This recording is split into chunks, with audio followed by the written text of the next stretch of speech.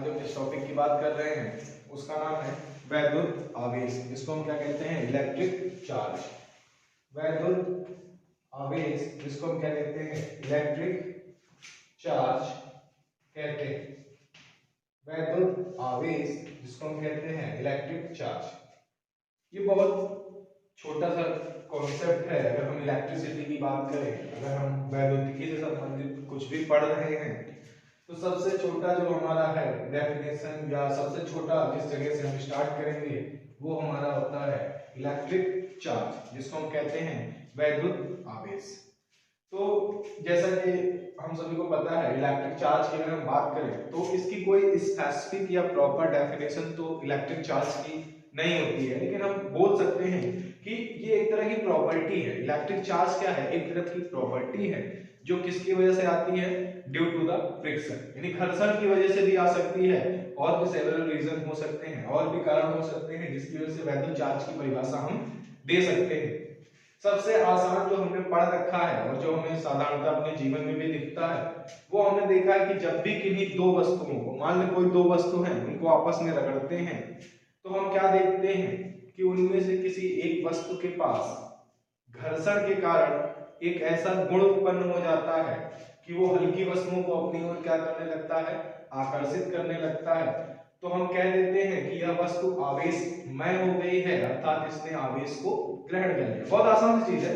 जब भी किसी दो वस्तुओं को हम आपस में रगड़ते हैं तो हम क्या देखते हैं कि उनमें से किसी एक वस्तु के पास ऐसा गुण उत्पन्न हो जाता है कि वो छोटी मतलब बहुत हल्की वस्तुओं को अपनी ओर आकर्षित करने लगता है। तो हम कहते हैं कि यह वस्तु आवेशमय हो गई है, अर्थात इसने आवेश को ग्रहण कर लिया है। यानी अगर हम बात करें, मान लो whenever two bodies are rubbed with each other, whenever two bodies are rubbed with each other, for example के लिए अगर रफ एयर ड्राई में हम लोग कॉम्ब को रब कर रहे हैं या स्केल हमारी जो प्लास्टिक वाली है उसको अगर हम क्या कर रहे हैं? रब कर रहे हैं। किसमें? रफ एयर ड्राई मतलब सूखे बालों में। तो when we rub two bodies, then we have found one body have acquired small ability to attract the small things, then we have said the body get charged. अगर किसी ने पूछा charge body का मतलब क्या है, तो any kind of body which have some amount of charge is called charged body. कोई वस्तु जिसके पास कुछ आवेश होगा वो आवेशित वस्तु कहलाएगी। Any body have some amount of charge, then we have said the body is charge body. Simple सी बात है, अगर किसी के पास थोड़ा भी आवेश है तो उसे हम क्या कह सकते हैं कि ये वस्तु हमारी कैसी है? आवेशित है। तो हम डेफिनेशन कोई पूछेगा तो हम बोल सकते हैं, कितनी सी बात कहनी है, सिर्फ छोटी सी बात करनी है। और वो छोटी सी बात क्या है कि जब भी किन्हीं दो वस्तुओं को आपस में रगड़ा जाता है तो उनमें से किसी एक वस्तु के पास ऐसा गुण आ जाता है कि वो हल्की वस्तु को अपनी ओर आकर्षित करने लगती है। तो हम बोलते हैं कि यह वस्तु जो है इसने आवेश को ग्रहण कर लिया है, अर्थात आवेशमय हो गई है। It means whenever two bodies are rubbed with each other, जब दो वस्तुएं एक दूसरे के साथ रब की जाती हैं, then one body acquires small ability to attract the small things, then we have said the body get charged. For example, अगर हम देख लें कि कोई मेरे पास ऐसे एक ग्लास रॉड है या प्लास्टिक रॉड है, इसको हमने रब करा तो ये छोटे छोटे जो पेपर के पीसेस होते हैं वो अपनी तरफ अट्रैक्ट करने लगता है। छोटे छोटे पेपर के पीसेस कब तक? जब तक ये बॉडी क्या है? अनचार्ज नहीं हो जाती। मतलब कि ये चार्ज थोड़े समय के लिए है, ये ग्लास रॉड पे चार्ज थोड़े समय के लिए है, क्योंकि जैसे ये पेपर को अपनी तरफ अट्रैक्ट करता है तो अट्रैक्ट करने के बाद इसके सारे ग्लास रॉड के चार्ज किस पे आ जाते हैं? इस पे आ जाते हैं। तो ये क्या हो जाता है? अनचार्ज हो जाता है, यानी अनावेशित हो जाता है। तो किसी ने पूछा इलेक्ट्रिक चार्ज, तो हम कह सकते हैं कि whenever two bodies are rubbed with each other, then one body have acquired मतलब प्राप्त कर लेती है small ability to attract the small things, then we have said the body get charged. यानी जब भी किन्हीं दो वस्तुओं को आपस में रगड़ते हैं तो उनमें से किसी एक वस्तु के पास ऐसा गुण उत्पन्न हो जाता है जो हल्की वस्तुओं को अपनी ओर आकर्षित करने लगता है। तो हम बोलते हैं वस्तु क्या हो गई है? आवेशित। हमने देखा होगा बचपन में हम लोग एक गेम खेलते थे, या कह सकते हैं कि हम ग्लास रॉड को या हमारे पास जो भी स्केल होता था जिससे हम लोग यूज में लाते थे, हम उसको अपने हेयर पे बहुत तेजी से ड्राई हेयर पे ऐसे रब करते थे, फिर छोटे छोटे पीसेस बना लेते थे पेपर के और उसमें क्या करते थे हम लोग? ऐसे करते थे। हम क्या देखते थे? वो जो छोटे छोटे पीस हैं वो क्या होते थे? स्केल की तरफ अट्रैक्ट हो जाते थे। और रीजन क्या होता था उसका? मात्र एक रीजन था कि भाई ये थोड़े समय के लिए चार्ज इसके पास आ गया है ड्यू टू द फ्रिक्शन घर्षण के कारण, तो ये कब तक, जब तक इसका चार्ज है किसी के पास भी, अगर दैनिक जीवन में देखें तो ये भी तो हम ही लोग जैसे हैं, जब भी किसी के पास पैसा ना हो अचानक से पैसा आ जाए तो कब तक बहुत खुश रहेगा, इधर उधर खूब टहलते रहेगा या खूब एटीट्यूड में, कब तक, जब तक वो पैसे खर्च ना हो जाए। सिमिलरली ये भी तो एक ग्लास रॉड है, इसके पास अचानक से चार्ज आ गया ड्यू टू द फ्रिक्शन की वजह से, तो ये कब तक, जब तक ये पेपर को अट्रैक्ट कर लेगा, इसके चार्ज से अनचार्ज हो जाएगा, फिर इसको अगर हमें चार्ज करना है तो वापस से रब करना पड़ेगा। अगर हम बात करें तो ये तो हो गया चार्ज। अगर सिंपल सी बात करें तो चार्ज कितने टाइप्स के होते हैं, 2 टाइप्स के होते हैं, positive charge and negative charge. ये बताने के लिए हमने क्या करा, मान लीजिए ग्लास रॉड है, जब 2 ग्लास रॉड को अलग अलग हम रब करते हैं तो we have found they are repel each other, they are repel each other, but दूसरी तरफ हम देख रहे हैं another side glass rod attract the paper pieces, it means the glass rod have 2 different types of nature, या तो 2 अलग अलग नेचर हैं, इनकी 2 प्रकृति हैं। क्यों? क्योंकि ग्लास रॉड अगर दोनों को हमने रब करा तो सिंपल सी बात है कि भाई हमारे या तो दोनों एक दूसरे को अट्रैक्ट करने चाहिए थे, बट हम क्या फाउंड कर रहे हैं कि ये दोनों एक दूसरे को रिपल कर रहे हैं, बट जैसे पेपर पीस के पास दोनों को अलग से ले जा रहे हैं, देन देख क्या कर रहे हैं, अट्रैक्ट कर रहे हैं, इसे अपनी तरफ आकर्षित कर ले रहे हैं। इसका मतलब जो आवेश होते होंगे वो 2 टाइप्स के होते होंगे, और क्योंकि हमें दैनिक जीवन में भी पता है या वैसे नॉर्मली भी हम लोग देख रखे हैं कि एक तरह की चीजें एक दूसरे को क्या करती हैं, प्रतिकर्षित करती हैं, जबकि जैसे सजाती है, अगर एक तरह की चीजें हैं एक दूसरे को, लाइक पोल एक दूसरे को क्या करते हैं, रिपल करते हैं, और लाइक पोल एक दूसरे को अट्रैक्ट करते हैं, यानी सजातीय ध्रुव एक दूसरे को हमने देखा है कि आकर्षित प्रतिकर्षित करते हैं, जबकि विजातीय ध्रुव एक दूसरे को आकर्षित करते हैं। तो हमने बोल दिया कि मे भी चार्ज हमारे कितने टाइप्स के होते होंगे, 2 टाइप्स के होते हैं, यानी एक हम इसको बोले पॉजिटिव चार्ज और दूसरा हमारा नेगेटिव चार्ज, यानी एक को हम धनावेश कहते हैं और दूसरे को ऋणावेश कहते हैं। अब हम बात कर लेते हैं कि कैसे बिल्कुल हम डिफाइन कर सकते हैं कि इलेक्ट्रिक चार्ज पॉजिटिव चार्ज है एंड नेगेटिव चार्ज है। उसके लिए हमारे पास एक था जो थ्योरम, वो है इलेक्ट्रॉन थ्योरी ऑफ चार्जेस। उसके लिए क्या है हमारे पास, इलेक्ट्रॉन थ्योरी ऑफ चार्जेस। क्या है हमारे पास, इलेक्ट्रॉन थ्योरी ऑफ चार्जेस। अब इलेक्ट्रॉन थ्योरी ऑफ चार्जेस, उसके लिए हमारे पास क्या है, आवेशों का इलेक्ट्रॉन सिद्धांत। तो ये बहुत आसान सी चीज है जो हम सभी को पता होती है, नॉर्मली अगर हम पढ़ रहे हैं तो हमें तो पता ही है कि हमने केमिस्ट्री में भी पढ़ रखा है और हर जगह पढ़ रखा है। इसके अनुसार बस इतनी सी बात हमें याद रखनी है कि इलेक्ट्रॉन थ्योरी ऑफ चार्जेस क्या इंडिकेट करता है कि हमें साफ साफ पता है यूनिवर्स में, in universe every object made from the particles. हमें पता है कि संसार में सारी वस्तुएं किससे मिलकर बनी है, कणों से मिलकर बनी है, और प्रत्येक कण किससे मिलकर बना है, अणुओं से मिलकर बना है, और प्रत्येक अणु किससे मिलकर बना होता है, परमाणुओं से, और प्रत्येक परमाणु में क्या होते हैं, इलेक्ट्रॉन, प्रोटॉन व न्यूट्रॉन होते हैं। यानी अगर हम बात करें इन यूनिवर्स तो every object made from the particles and every particles made from the molecules and every molecules made from the atoms and every atom consists electron, proton and neutron, where proton and neutron placed inside the nucleus while electron revolving around the nucleus in their orbits, while electron revolving around the nucleus in their orbits। हमें पता है कि संसार में सारी वस्तुएं जो हैं वो किससे मिलकर बनी है, कणों से मिलकर बनी है। प्रत्येक कण किससे मिलकर बना है, अणुओं से मिलकर बना है। प्रत्येक अणु किससे मिलकर बना है, परमाणुओं से मिलकर बना है, और प्रत्येक परमाणु में क्या होते हैं, इलेक्ट्रॉन, प्रोटॉन व न्यूट्रॉन होते हैं। ठीक है, तो अगर किसी ने तुमसे कह दिया या किसी ने आपसे कहा कि इसमें से किसको निकालना सबसे आसान है, तो हम बोल सकते हैं कि इलेक्ट्रॉन सबसे बाहर है और इसी को सबसे कम एनर्जी की रिक्वायरमेंट होगी इसके आउटर मोस्ट ऑर्बिट से बाहर आने के लिए। इट मींस अगर किसी ने पूछा कि किसको निकालना ज्यादा आसान है, तो हम बोल सकते हैं इलेक्ट्रॉन को। क्यों? क्योंकि electron is required least amount of energy to release from their outermost orbits. So हम बोल सकते हैं कि अगर कभी चार्ज फ्लो करता होगा तो किसकी वजह से, due to the negative charge, because electron is negatively charge.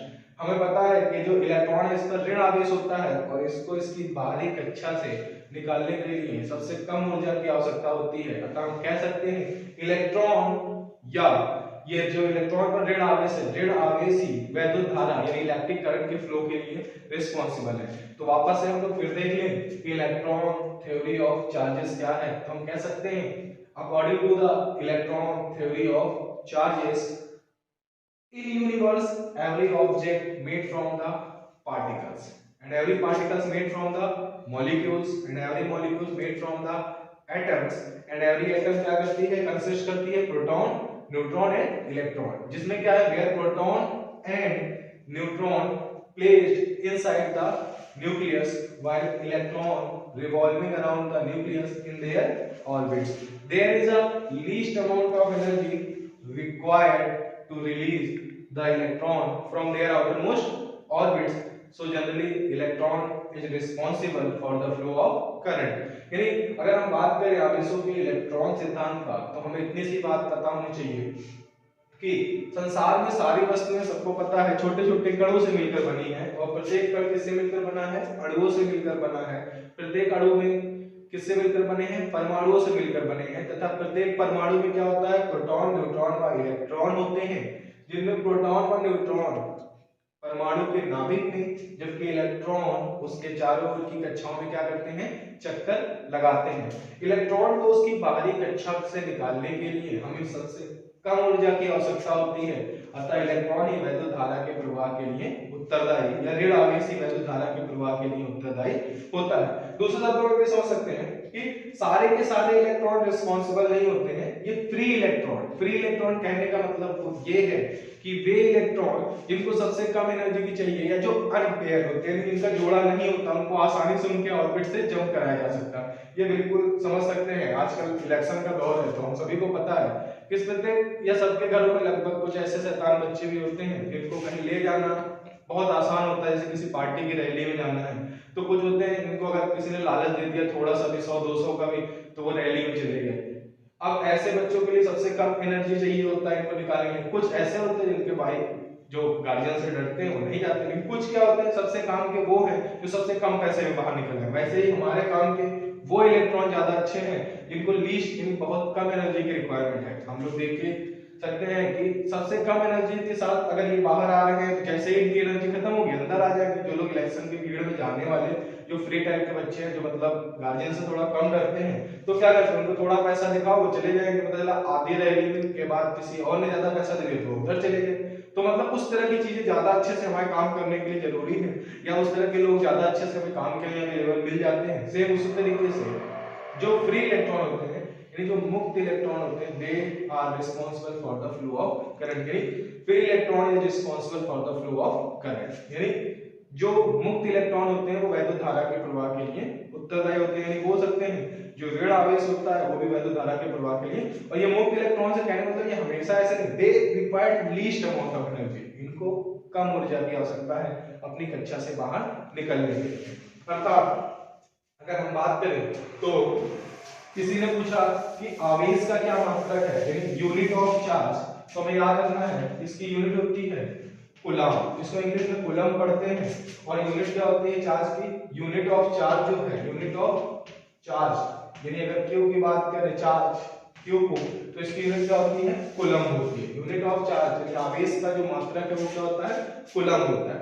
तो अगर हम देखें कि मान लो कि कोई के पास, अगर हमें पता होना चाहिए कि अगर कोई पूछे कि किसी व्यक्ति के पास कब चार्ज अधिक होगा, तो हम बोल सकते हैं अभी थोड़ी देर पहले हमने बोला था फ्री इलेक्ट्रॉन यानी मींस इलेक्ट्रॉन और free electron is responsible for the flow of current. यानी मुक्त इलेक्ट्रॉन ही जो है वैद्युत धारा अथवा वैद्युत आवेश के एक जगह से दूसरी जगह तक के जाने के लिए उत्तरदायी है। तो अगर कोई पूछे कि क्यों, तो हम कह सकते हैं आवेश किस पे डिपेंड करेगा, number of free electron, because सारे इलेक्ट्रॉन रिस्पांसिबल तो है नहीं चार्ज के फ्लो होने के लिए या करंट के फ्लो होने के लिए, हमें चाहिए कौन से free electron is responsible for the flow of current, यानी जो मुक्त इलेक्ट्रॉन है वही वैद्युत धारा के प्रवाह के लिए उत्तरदायी है। तो अगर मान लें कि कोई करोड़पति कहलाना चाह रहा है, मतलब कोई करोड़पति किसी के पास पैसा है, यानी किसी कंडक्टर यानी कोई चालक के पास बहुत सारा आवेश है, तो उस आवेश किस पे डिपेंड करेगा, अगर करोड़पति आदमी है और उस कंट्री में मान लो कि भैया 100 रुपए की नोट चलती हो, सिर्फ 100 की नोट चलती हो, तो जितने ज्यादा 100 के नोट होंगे, जितने ज्यादा 100 के नोट होंगे, ये 100 अमाउंट है, एक नोट फिक्स है, ये ई जो है स्मॉलेस्ट वैल्यू ऑफ चार्ज, ई है और ये एक इलेक्ट्रॉन का चार्ज है। अगर इलेक्ट्रॉन पे तो माइनस ही, प्रोटॉन पे तो प्लस ही, तो सिंपल सी बात है। तो अगर कोई करोड़पति आदमी है तो डिपेंड करेगा नंबर ऑफ कितने नोड्स हैं उनके पास, कितने 100 के, क्योंकि यहाँ हमें पता है कि एक इलेक्ट्रॉन पे जो चार्ज होता है वो माइनस का 1.6 into 10 to the power minus का 19 कूलम होता है। एक इलेक्ट्रॉन पे जो चार्ज होता है माइनस का 1.6 into 10 to the power minus का 19 कूलम होता है। इट मींस अगर किसी के कंडक्टर के पास जो चार्ज है वो किस पर डिपेंड करेगा, कितने number of free electron present है दैट कंडक्टर में, यानी कि चालक पर उपस्थित आवेश जो होता है उसमें उपस्थित मुक्त इलेक्ट्रॉनों की संख्या पर निर्भर करेगा। यानी Q इज इक्वल टू कितना हो जाएगा, Ne, जहां N क्या है, नंबर ऑफ फ्री इलेक्ट्रॉन, और E charge on one electron, जहां N क्या है, मुक्त इलेक्ट्रॉनों की संख्या है, जबकि E क्या है, एक इलेक्ट्रॉन पर आवेश है।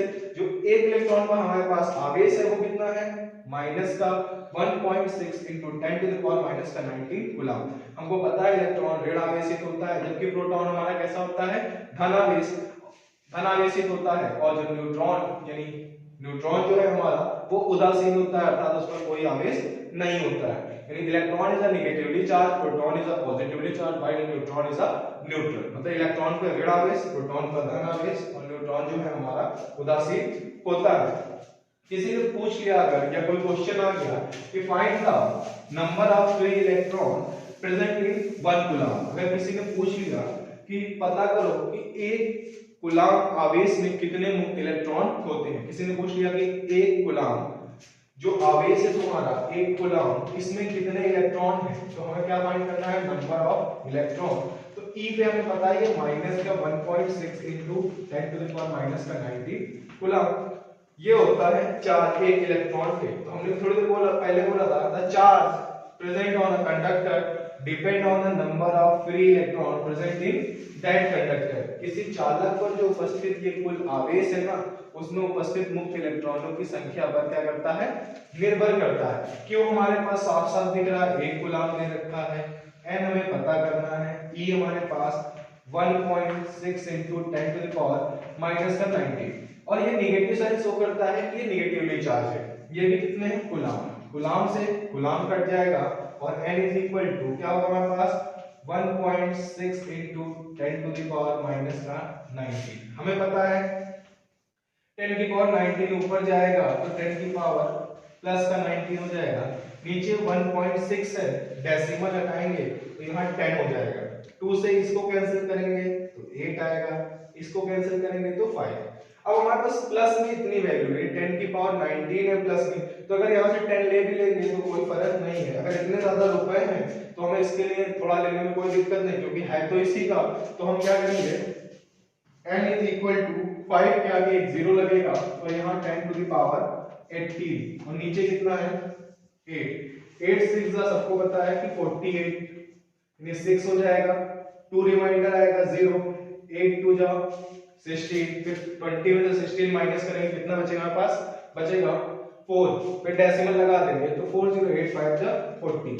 6.25 into 10 to the power 18 electron अगर किसी कंडक्टर में प्रेजेंट है तब उस पर जो चार्ज होगा वो 1 कूलम होगा। यानी किसी चालक के पास आवेश 1 कूलम तब कहलाएगा जब उसके पास 6.25 गुणे 10 की घात इलेक्ट्रॉन 18 इलेक्ट्रॉन उपस्थित होंगे। यानी कभी पूछ लें कि अगर 1 coulomb charge contain in a conductor then find the number of free electron, तो सिंपली हम जवाब दे सकते हैं कि if 6.25 into 10 to the power 18 electron present in that conductor then the charge of the conductor is said to be a 1 coulomb। यानी यदि किसी चालक के पास 6.25 गुणे 10 की घात 18 इलेक्ट्रॉन उपस्थित होंगे तब उस पर जो आवेश होगा वो कितना होगा, 1 कूलम होगा।